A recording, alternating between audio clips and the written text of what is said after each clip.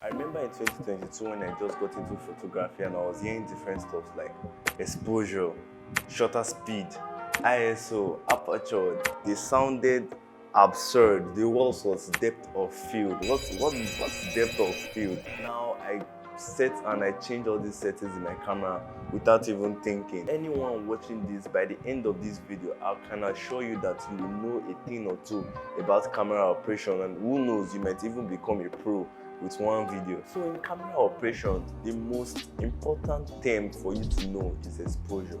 You'll be asking me now, what is exposure? Exposure is how bright or how dark an image is. So a dark image is called an underexposed image, while a bright image is called an overexposed image. I hope you're following me. So for you to control exposure, you need to master these three settings called shutter speed, ISO, and aperture. And I'll be talking about each of them, what they are, how to use them, and how they affect the image. So let's start with ISO. What is ISO? A camera has a sensor, and the sensor is what takes in light and interprets the light as the images we see.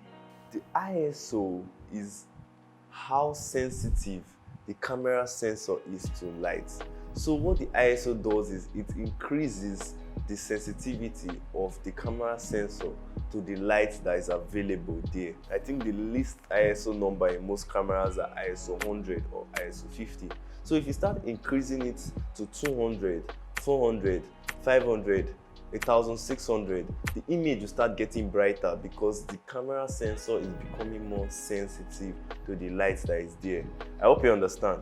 So I know right now you'll be like, man, I always increase my ISO because I need my images to be bright. I need my images to be exposed correctly. But you are wrong. You know why? Because the more you increase your ISO, the more noise you will have in your image. So right now you'll be asking me, what is noise? Noise basically are ugly little tiny dots in an image. That's how I see it. There are grains in an image that makes an image look grainy. So the more you increase your ISO number, the more grains or the more noisy your image gets. But I will advise that increasing your ISO should be the last resort. When you see that you have increased all the other settings, you have touched all the other settings and the light is not still sufficient, then you start increasing your ISO. But immediately you see that there is grain or there are noise in the image, you stop increasing the ISO. So next, let's go to the shutter speed. The camera has a shutter or a door that opens and allows light to pass through to hit the sensor. So the shutter speed is the amount of time that door or that shutter opens to allow light to pass through.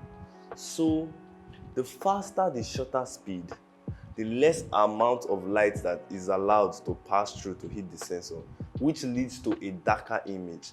And the slower the shutter speed, the more time the sensor has to receive light, which leads to a brighter image. So a slower shutter speed will give us brighter images, and a faster shutter speed will give us darker images.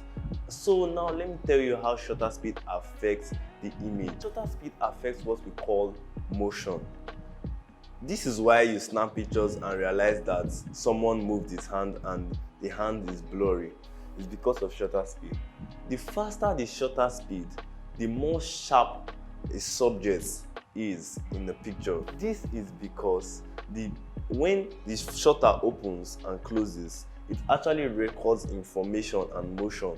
So if the shutter is open and a subject moves, the sensor will record the movement of that person, which leads to motion, that is the blurriness in the person's hand. But if the shutter speed is very fast, that before the person can move, it has opened and closed, the image will be sharp.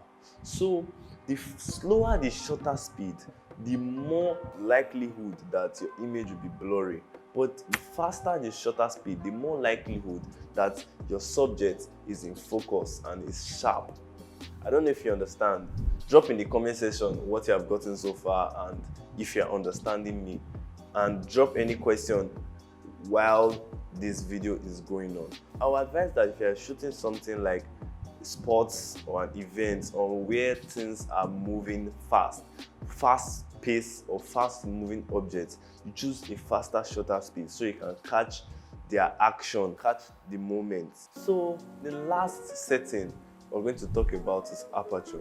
Now you'll be asking me, what is aperture?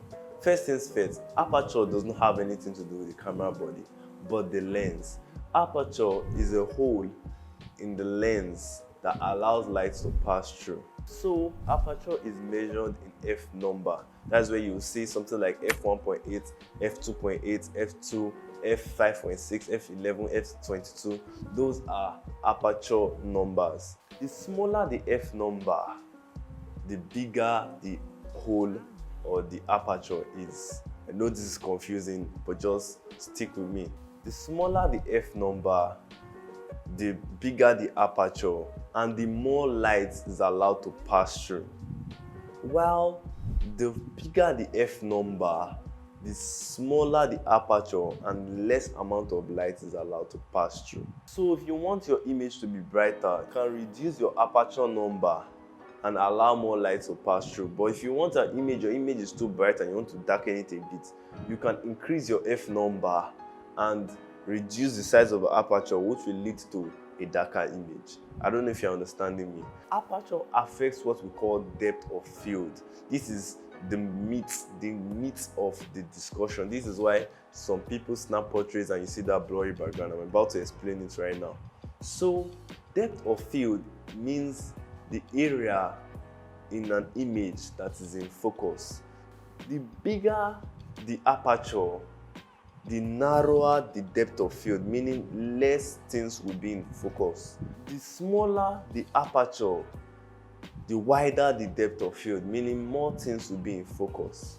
If you want to take a picture of someone or something and you want that thing to be in focus, to be the only thing our eyes, if you're looking at that picture, that is where your eyes should focus on. You choose a smaller f number that will give us a bigger aperture that will lead to a narrower depth of field, narrower area of focus. But if you want to take a picture of something like a landscape where you want every single thing to be in focus, you choose a bigger f number that will give us a smaller aperture that will lead to a wider depth of field. Everything in the image will be in focus. A combination of these three settings, that's what gives us a perfect exposure. You can't set one without setting the other and setting the last one. Anytime I go out to take a picture, the first thing that comes to my mind is, do I want the thing I'm snapping to be the center of attraction? If the answer is yes, then I choose bigger aperture that will give me a narrower depth of field. That will now lead to the blurry background that we see. But if you want to take something like a landscape or a picture where you want everything to be in focus, everything to be sharp, then what you do is that you choose a bigger f number. Then it will give us a smaller aperture and a wide depth of field. When you choose the aperture, the next is your shutter speed. You adjust your shutter speed to suit your aperture, but not in every scenario, but most cases that's what you do. But I advise that your shutter speed should not go below 1/125th of a second, because if you move the camera with your hands, it can cause a blurry image if your shutter speed is too slow. And if something like portraits, people move. So like 1/125th of a second is the least, from my years of experience, that you should use when it comes to shutter speed. Then when you set those two, then you go to your ISO. Have I set these two settings and everywhere is still dark? If yes, then I increase my ISO to get the perfect exposure while looking and checking if I'm seeing any noise. I know that it might sound complicated right now, but with continuous practice, with continuous use of your camera, you'll start getting the hang of it. So that's all for today's video. I'll see you in the next video. Peace.